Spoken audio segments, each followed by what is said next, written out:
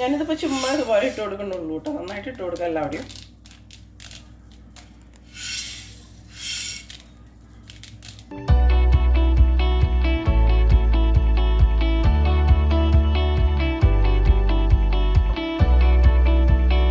ഇപ്പോൾ കടുകിൻ്റെ വേറൊരു ടേസ്റ്റ് ആയിരിക്കും, റാഡിഷിൻ്റെ വേറെ ടേസ്റ്റ്, അങ്ങനെ ഓരോന്നിനും ഓരോരോ ടേസ്റ്റുകളായിരിക്കും. ഇനി ഇത് വളർന്നൊന്നും വരില്ല കേട്ടോ. വീറ്റിൻ്റെ ആണെങ്കിൽ നമ്മൾ കട്ട് ചെയ്തെടുത്ത് കഴിഞ്ഞാൽ 1-2 ദിവസം കഴിയുമ്പോഴേക്കും അത് അത്ര ഹൈറ്റിൽ തന്നെ വളർന്നു വരും.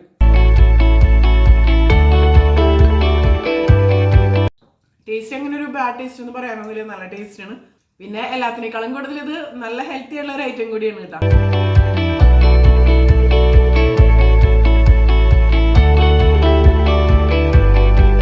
ഹായ്, എല്ലാവർക്കും നിംഷാസ് കിച്ചണിലേക്ക് സ്വാഗതം.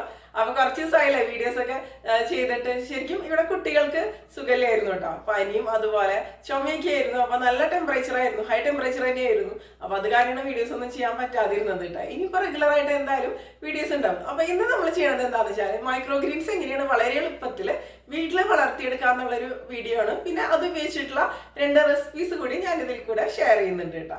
അപ്പൊ നമ്മുടെ അടുക്കളയിലുള്ള കുറച്ച് വിത്തുകൾ, ഇപ്പൊ നമ്മൾ സാധാരണ കുക്കിങ്ങിന് ഉപയോഗിക്കണ ഇപ്പൊ പയറ്, ഉലുവ, കടുക് അതുപോലുള്ള സാധനങ്ങൾ ഉപയോഗിച്ചിട്ട് എങ്ങനെയാണ് മൈക്രോ ഗ്രീൻസ് ഉണ്ടാക്കിയെടുക്കുക. നമുക്ക് പുറത്തുനിന്നൊന്നും വാങ്ങിക്കേണ്ട ആവശ്യമൊന്നുമില്ല.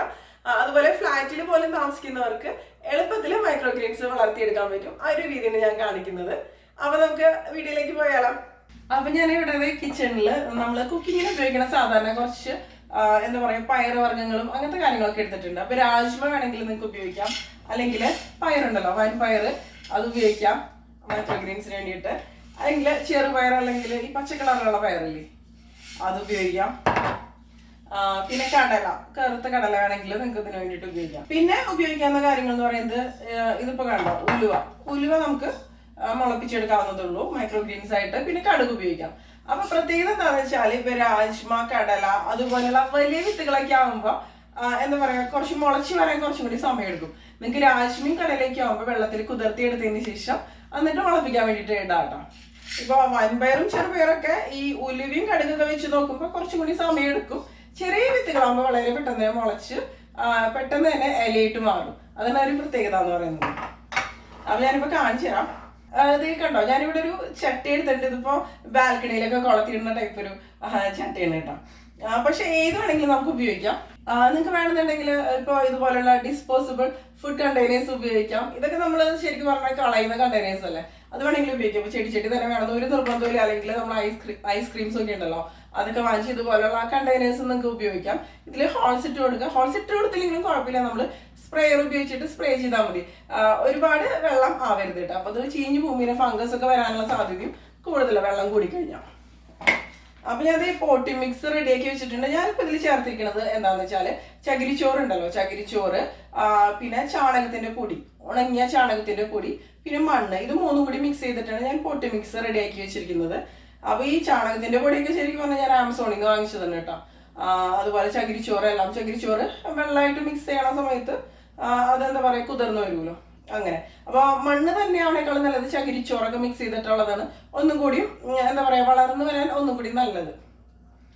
എൻ്റെ ഒരു എക്സ്പീരിയൻസിൽ എനിക്ക് അങ്ങനെയാണ് തോന്നിയിരിക്കുന്നത്. പിന്നെ ടിഷ്യൂ പേപ്പർ, അതുപോലെ ക്ലോത്ത്, കോട്ടൺ തുണിയൊക്കെ വെച്ചിട്ട് പലരും ചെയ്യാറുണ്ട്. മണ്ണിന് പകരം ഇതുപോലുള്ള ട്രേസിൽ ടിഷ്യൂ പേപ്പറൊക്കെ വെച്ചിട്ട് ചെയ്യാറുണ്ട്. പക്ഷെ അതിൻ്റെ ഒരു പ്രശ്നം എന്ന് വെച്ചാൽ എൻ്റെ ഒരു എക്സ്പീരിയൻസിലും അതുപോലെ പ്രശ്നം വരാവുന്ന ഒരു കാര്യം എന്ന് പറഞ്ഞു കഴിഞ്ഞാൽ ഫംഗസ് വരാനുള്ള സാധ്യത വളരെ കൂടുതലാണ്. പ്രത്യേകിച്ച് ഈ സീഡ്സ് നമ്മൾ ഇട്ട് കൊടുത്തിട്ട് അതിൽ ഫംഗസ് വന്നു കഴിഞ്ഞിട്ടുണ്ടെങ്കിൽ പിന്നെ അത് നമ്മൾ ഉപയോഗിക്കരുത് കേട്ടോ. അതിപ്പം മണ്ണിലാണെങ്കിലും ഏത് രീതിയിലാണെങ്കിലും ഇങ്ങനെയാകുമ്പോൾ ഫംഗസ് വരാനുള്ള സാധ്യത വളരെ കുറവാണ്. അതാണ് ആ ഒരു ബെനിഫിറ്റ് ആയിട്ട് എനിക്ക് തോന്നിയിരിക്കുന്നത്. ഇതിൽ വേണമെന്നുണ്ടെങ്കിൽ നമുക്ക് ചെയ്യാവുന്നതുള്ളൂ കേട്ടോ. വലിയ ട്രേസിലൊക്കെ നമുക്ക് ചെയ്യാവുന്നതുള്ളൂ. അപ്പോൾ ഞാൻ ഈ ചെടിച്ചട്ടിയിൽ പോട്ട് മിക്സ് ഒക്കെ റെഡിയാക്കി വെച്ചിട്ടുണ്ട്, കണ്ടില്ലേ. അപ്പോൾ മണ്ണ് നന്നായിട്ടൊന്ന് ഇളക്കിയിട്ട് കൊടുക്കാം കേട്ടോ. ഞാൻ ഇളക്കി വെച്ചിട്ടുള്ളതാണ്. അപ്പോഴാണ് കറക്റ്റായിട്ടത് എന്താ പറയുക മുളച്ച് വരുള്ളൂ. ഇനി ഇതിലേക്കാണ് ഞാൻ ഈ ചെറുപയർ ഇട്ട് കൊടുക്കുന്നത്. ഞാനിതിപ്പോൾ ചുമ്മാ ഇതുപോലെ ഇട്ട് കൊടുക്കുന്നുള്ളൂ കേട്ടോ. നന്നായിട്ട് ഇട്ട് കൊടുക്കാം എല്ലാവരുടെയും.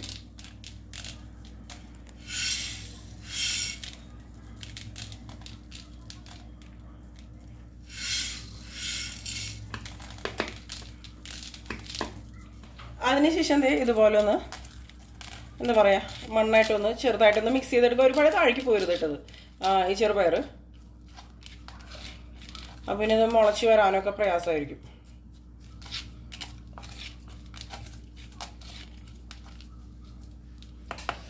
അതിനുശേഷം നമുക്ക് വെള്ളം ഒന്നില്ലെങ്കിൽ സ്പ്രേ ചെയ്ത് കൊടുക്കുക, ഒരു സ്പ്രെയർ ഉപയോഗിച്ചിട്ട്, അല്ലെങ്കിൽ ഒന്ന് തെളിച്ച് കൊടുക്കുക. ഏതായാലും കുഴപ്പമില്ല. ഞാനിപ്പോൾ ഈ ചട്ടിക്ക് അടിയിൽ ഹോൾസ് ഇട്ട് കൊടുത്തിട്ടുണ്ട് കേട്ടോ. എക്സസ് ആയിട്ട് എന്തെങ്കിലും വെള്ളം ഉണ്ടെന്നുണ്ടെങ്കിൽ അത് പോകാൻ വേണ്ടിയിട്ട്, അല്ലെങ്കിൽ ഫംഗസ് വരും. അതാണ് ഇതിൽ വരുന്നൊരു പ്രശ്നം വരുന്നത്. ഈ വെള്ളം ഇതുപോലെ ഒന്ന് തെളിച്ച് കൊടുക്കാം. അപ്പോൾ കുറേശ്ശെ വെള്ളമാണ് ഞാൻ തെളിച്ച് കൊടുക്കുന്നുള്ളൂ. അപ്പോൾ മൈക്രോ ഗ്രീൻസിനാകുമ്പോൾ നമ്മൾ 2 നേരമൊക്കെ വെള്ളം തെളിച്ച് കൊടുക്കുന്നത് നല്ലതായിരിക്കും. അപ്പോൾ നിങ്ങൾക്ക് വേണമെന്നുണ്ടെങ്കിൽ ഇത് അടച്ച് വെച്ചിട്ട് ആ ഒരു രീതിയിൽ ചെയ്യാം. നമുക്ക് കിച്ചണിലൊക്കെ വേണമെന്നുണ്ടെങ്കിൽ വെച്ചിട്ട് മൈക്രോ ഗ്രീൻസ് ഉണ്ടാക്കിയെടുക്കാം കേട്ടോ. അപ്പോൾ ബാൽക്കണിയിലെങ്കിലും കുഴപ്പമൊന്നുമില്ല.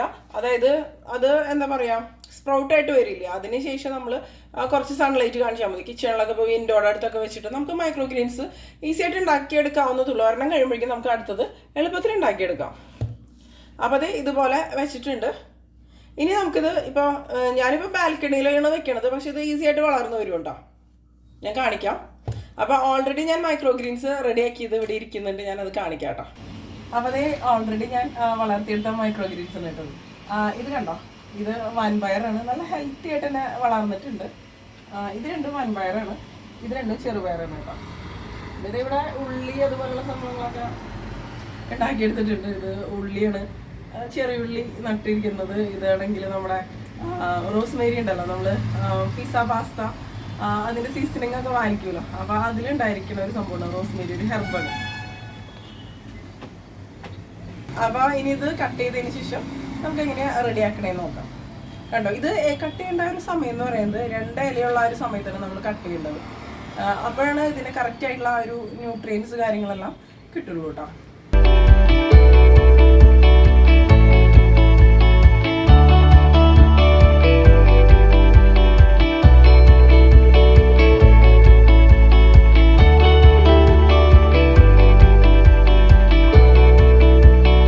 പിന്നെ ഇത് കണ്ടോ, ഇത് ഞാൻ എന്താ പറയുക, ഉലുവ ഉണ്ടല്ലോ, ഉലുവയുടെ വിത്തിട്ട് കൊടുത്തതാണ് താഴെ ഒരു ചട്ടിയിലിട്ട. അപ്പോൾ ഇതിൽ ഞാൻ ചകിരിച്ചോറ് ഇട്ടിട്ടുണ്ടായിരുന്നില്ല. ഇപ്പോൾ എന്താ പറയുക, പ്രോപ്പറായിട്ട് ഇതിൽ വെള്ളം പോകുന്നില്ലായിരുന്നു. അത് കാരണം ചില സ്ഥലത്തൊക്കെ കണ്ടോ ഒരു വൈറ്റ് കളർ വന്നിരിക്കുന്നത് കണ്ടോ, ഫംഗസ് ആണ് ഈ സംഭവം.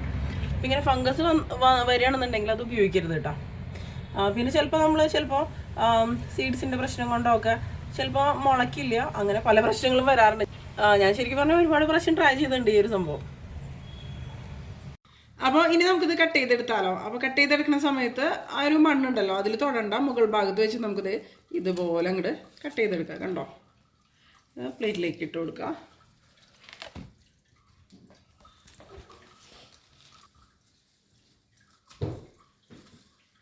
ഇതിപ്പോൾ ഇങ്ങനെ കാണുമ്പോൾ കുറേ ഉണ്ടെന്നുണ്ടെങ്കിലും ലീഫി വെജിറ്റബിൾസ് ആകുമ്പോൾ വളരെ കുറച്ചല്ലേ കുക്ക് ചെയ്ത് വരുമ്പോൾ ഉണ്ടാവുള്ളൂ. ഒരുപാട് ഗുണങ്ങളുണ്ട് കേട്ടോ. ഇതുപോലെ നമുക്ക് ഗോതമ്പ് ഉണ്ടല്ലോ, ഗോതമ്പ് ഇതുപോലെ വളർത്തിയെടുക്കാൻ മൈക്രോ ഗ്രീൻസ് ആയിട്ട് വീറ്റ് ഗ്രാസ് എന്ന് പറയുമല്ലോ. അപ്പോൾ വീറ്റ് ഗ്രാസ് എന്ന് പറഞ്ഞു കഴിഞ്ഞാൽ പ്രത്യേകിച്ച് സൂപ്പർ ഫുഡിൻ്റെ ഒരു കാറ്റഗറിയിലുള്ള ഒരു ഫുഡൊക്കെ തന്നെയാണ്. ജ്യൂസ് ഉണ്ടാക്കാം, അതുപോലെ സാലഡ്സിൽ ഉപയോഗിക്കാം. ഈ മൈക്രോ ഗ്രീൻസ് എല്ലാം തന്നെ നമുക്ക് സാലഡ്സിൽ ഉപയോഗിക്കാം കേട്ടോ. അപ്പോൾ ഓരോ മൈക്രോ ഗ്രീൻസിനും ഓരോ ടേസ്റ്റ് ആയിരിക്കും. റാഡിഷിൻ്റെ സീഡൊക്കെ പിന്നെ നമ്മൾ പുറത്തുനിന്ന് വാങ്ങിക്കേണ്ടി വരും, വീട്ടിലുണ്ടാവില്ല. ഞാനിപ്പോൾ വീട്ടിലുള്ള കാര്യങ്ങൾ വെച്ചിട്ടാണ് ചെയ്ത് കാണിക്കുന്നത്. ഇപ്പോൾ കടുകിൻ്റെ വേറൊരു ടേസ്റ്റ് ആയിരിക്കും, റാഡിഷിൻ്റെ വേറെ ടേസ്റ്റ്, അങ്ങനെ ഓരോന്നിനും ഓരോരോ ടേസ്റ്റുകളായിരിക്കും. ഇനി ഇത് വളർന്നൊന്നും വരില്ല കേട്ടോ.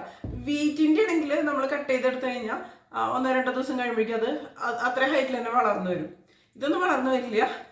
ഇതിപ്പോൾ നമുക്കിനി പറിച്ച് മാറ്റിയിട്ട് എന്താ പറയുക, വീണ്ടും എന്താ പറയുക, പൊട്ടി മിക്സ് റെഡി ആക്കിയിട്ട് വേറെ നടുക, അങ്ങനെ ചെയ്യാൻ പറ്റുള്ളൂ.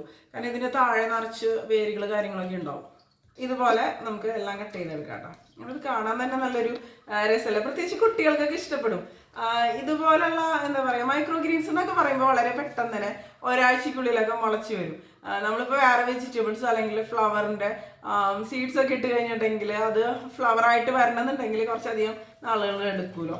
അപ്പോൾ പ്രത്യേകിച്ച് കുട്ടികൾക്കൊക്കെ നല്ല ഇഷ്ടപ്പെടും. എവിടെയാണെന്നുണ്ടെങ്കിലും കുട്ടികൾക്ക് പ്രത്യേകിച്ച് ഇഷ്ടമാണ്. ഇതുപോലെ സീഡ്സ് ഇടുന്നതും എല്ലാം വളരെ ഇഷ്ടമാണ്. അപ്പോൾ അതേ ഇപ്പോൾ 2 എണ്ണത്തിലത്തെ നമ്മൾ കട്ട് ചെയ്തെടുത്തിട്ടുണ്ട്.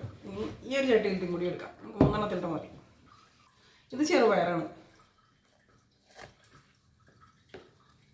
അപ്പോൾ ഓരോന്നിൻ്റെയും ഇലകളും കാര്യങ്ങളൊക്കെ ശരിക്കും വ്യത്യസ്തം തന്നെയാണ്, കണ്ടില്ലേ. ഇനിയിപ്പോൾ നമുക്കിത് നന്നായിട്ടൊന്ന് കഴുകിയെടുക്കാം കേട്ടോ. വീട്ടിലുണ്ടാക്കിയതാണെങ്കിലും ജസ്റ്റ് ഒന്ന് വാഷ് ചെയ്തെടുക്കാം. ഇനിയിപ്പോൾ ഇത് നമുക്ക് നന്നായിട്ടൊന്ന് കഴുകിയെടുക്കാം കേട്ടോ.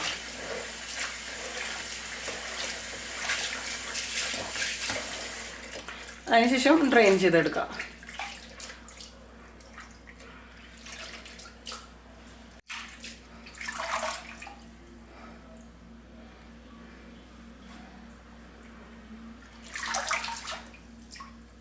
ഇനിയിപ്പോൾ നമുക്ക് ഇത് നല്ല ചെറുതായിട്ടൊന്ന് മുറിച്ചെടുക്കാം. പിന്നെ ഇത് ഒരുപാട് വലുതായി കഴിഞ്ഞാൽ ഇതിൻ്റെ ടേസ്റ്റിലൊക്കെ ഇപ്പോൾ ചില വിത്തുകളൊക്കെ കയ്പ്പ് ഉണ്ടാവും. അങ്ങനെ അല്ലെങ്കിലും ഇത് മുളയ്ക്കുമ്പോൾ ഓരോന്നിനും ഓരോ ടേസ്റ്റ് തന്നെയാണ്.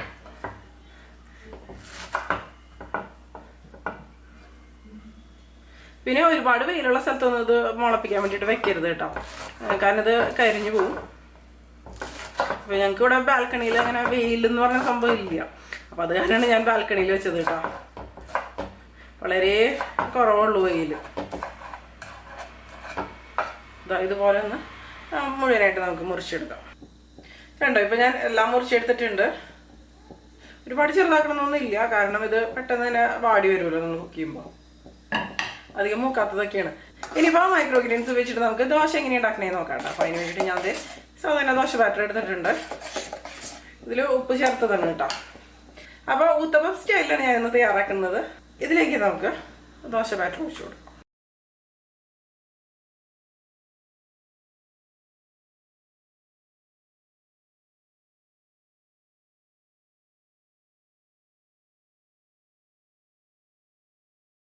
ഉത്തപ്പം സ്റ്റൈലിലാണെങ്കിൽ അത്യാവശ്യം വലിപ്പത്തിൽ തന്നെയാണ് തയ്യാറാക്കുന്നത്.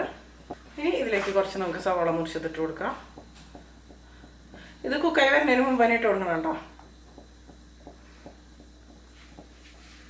പിന്നെ വേണ്ടത് മൈക്രോ ഗ്രീൻസ് ഇട്ട് കൊടുക്കാം.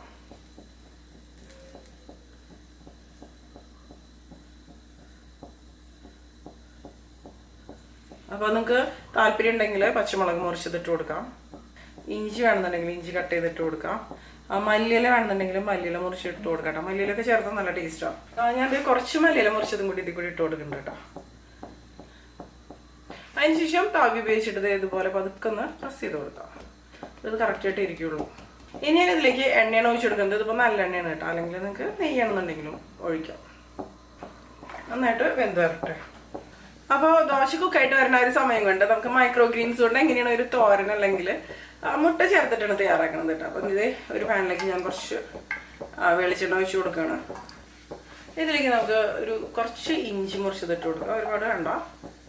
പിന്നെ ഒരു സവാള മുറിച്ചത്, അതുപോലെ ഒരു പച്ചമുളക് നമ്മുടെ എരിവിനനുസരിച്ച് കൂട്ടിയ കുറച്ചൊക്കെ ഇട്ട് കൊടുക്കാം കേട്ടോ. വേണമെങ്കിൽ നല്ല ചെറുതായിട്ട് മുറിച്ചിട്ട് കൊടുക്കാം. അപ്പോൾ ഇവിടെ കുട്ടികളൊക്കെ കഴിക്കണ കാരണം ഞാനിപ്പോൾ വലുതായിട്ട് തന്നെയാണ് പച്ചമുളക് ഇട്ട് കൊടുത്തിരിക്കുന്നത്. സവാള ഒന്ന് ചെറുതായിട്ടൊന്ന് വഴന്നോളൂ. സവാളയ്ക്ക് പകരം നിങ്ങൾക്ക് വേണമെങ്കിൽ ചെറിയ ഉള്ളി ചേർക്കാം കേട്ടോ. അപ്പോൾ കൂടുതൽ ടേസ്റ്റി ആയിട്ട് തന്നെ മാറും. ഇനിയിപ്പോൾ അതേ ദോശ കണ്ടോ, ഒരു ഭാഗം ഒന്ന് കുക്കായിട്ട് വന്നിട്ടുണ്ട്. നമുക്കിതൊന്ന് തിരിച്ചിട്ട് കൊടുക്കാം. കണ്ടില്ല, അത്യാവശ്യം നന്നായിട്ട് വെന്ത് വന്നിട്ടുണ്ട്. ഇപ്പം നമ്മളിതുപോലെ ഉത്തപ്പം പോലെ ഉണ്ടാക്കണമെങ്കിലും അത്യാവശ്യം നന്നായിട്ട് കുക്കായിട്ട് വരുമ്പോഴാണ് അതിനൊരു ടേസ്റ്റ് ഉണ്ടാവുള്ളൂ. എണ്ണയൊക്കെ ഒഴിച്ച് തന്നെ കുക്ക് ചെയ്തെടുക്കാം കേട്ടോ. തിരിച്ചിട്ടതിന് ശേഷം ലോ ഫ്ലെയിമിൽ വെച്ച് കൊടുക്കാം. ഞാൻ ദോശ ഉണ്ടാക്കിയ സമയത്ത് ഹൈ ഫ്ലെയിമിൽ തന്നെയായിരുന്നു വെച്ച് കൊടുത്തിരുന്നത്. അപ്പോൾ അല്ലെങ്കിൽ പെട്ടെന്ന് ഇതിൻ്റെ അടിഭാഗം കരിഞ്ഞു തിരിച്ചിട്ട് കൊടുത്തതിന് ശേഷം. നോക്കാം, നമുക്ക് ഒന്നും കൂടി നായി വരട്ടെ. ഇപ്പം നമ്മുടെ ദോശ റെഡി ആയിട്ടുണ്ട്. നമുക്കിതൊരു പ്ലേറ്റിലേക്ക് ഇട്ട് കൊടുക്കാം. കണ്ടില്ലേ, മൈക്രോ ഗ്രീൻസ് ദോശ. ഇതിപ്പോൾ ചട്നിയുടെ കൂടെയോ സാമ്പാറിൻ്റെ കൂടെയോ ദോശപ്പൊടിയുടെ കൂടെയോ എന്തിനാണെങ്കിലും കൂടെ കഴിക്കാം, അല്ലെങ്കിൽ തന്നെയാണെങ്കിലും കഴിക്കാം. ഇനിയിപ്പോൾ ദോശയാണെങ്കിലും എന്താണെങ്കിലും മൈക്രോ ഗ്രീൻസ് ഉപയോഗിച്ചിട്ട് കുക്ക് ചെയ്യണ സമയത്ത് ഒരുപാട് വേവിച്ചെടുക്കാതിരിക്കുക. വേവിച്ചെടുത്ത് കഴിഞ്ഞാൽ പിന്നെ അതിൻ്റെ ഗുണങ്ങളൊക്കെ നഷ്ടപ്പെടും കേട്ടോ.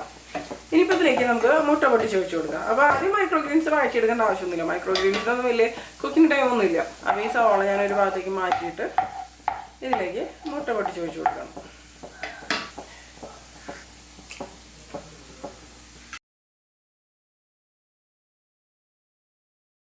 ഞാനിപ്പോൾ ഇതിലേക്ക് 2 മുട്ട പൊട്ടിച്ച് വെച്ച് കൊടുത്തു. പിന്നെ കുറച്ച് കുരുമുളക് പൊടി ഈ മുട്ടയുടെ മുകളിലേക്ക് ഇട്ട് കൊടുക്കണം.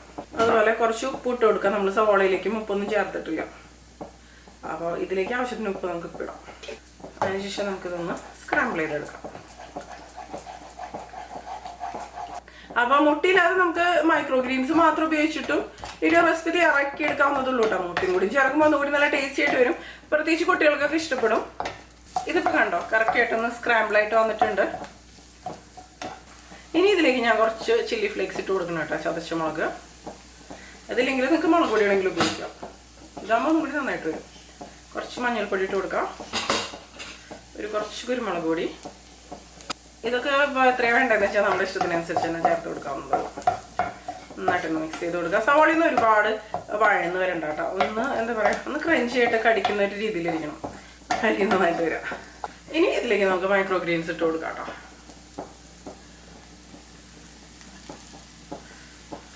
അടച്ചു വെച്ചിട്ട് ഉപയോഗിക്കേണ്ട ആവശ്യമൊന്നുമില്ല, തുറന്ന് വെച്ചിട്ട് തന്നെ കുക്ക് ചെയ്തെടുത്താൽ മതി.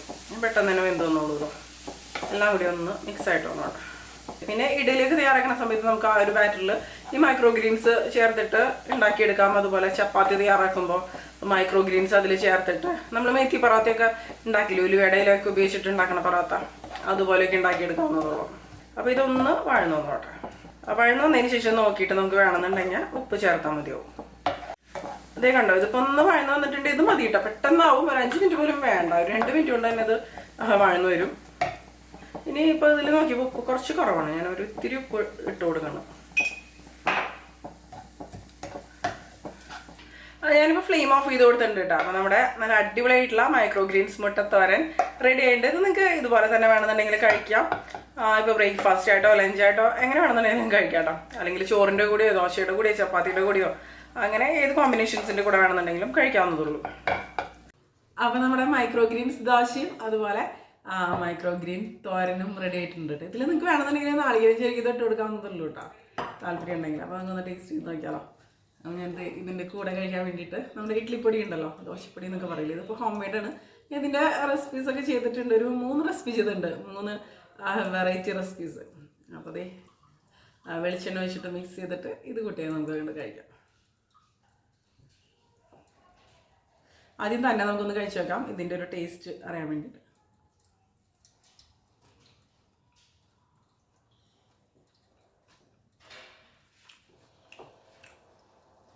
ശരിക്കും പറഞ്ഞാൽ ഒരു ബാഡ് ടേസ്റ്റ് ഒന്നുമില്ല.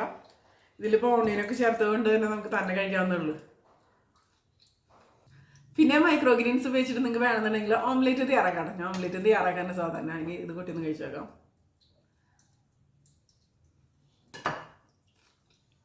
ഇത് കൂട്ടി പിന്നെ കഴിക്കുമ്പോൾ ആരും മൈക്രോ ഗ്രീൻസിൻ്റെ ടേസ്റ്റ് ഒന്നും അറിയണില്ല.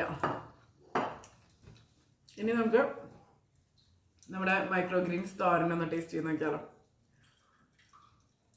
കഴിക്കാം, അല്ലെങ്കിൽ തന്നെ കഴിച്ചു നോക്കാം. ആദ്യം തന്നെ പച്ചമുളക്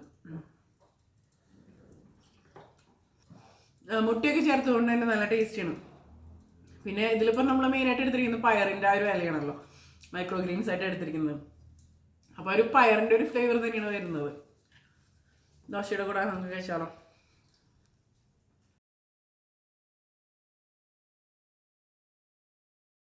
ടേസ്റ്റ് അങ്ങനെ ഒരു ബാഡ് ടേസ്റ്റ് എന്ന് പറയാനൊന്നുമില്ല, നല്ല ടേസ്റ്റാണ്. പിന്നെ എല്ലാത്തിനേക്കാളും കൂടുതൽ ഇത് നല്ല ഹെൽത്തി ആയിട്ടുള്ള ഒരു ഐറ്റം കൂടിയാണ് കേട്ടോ.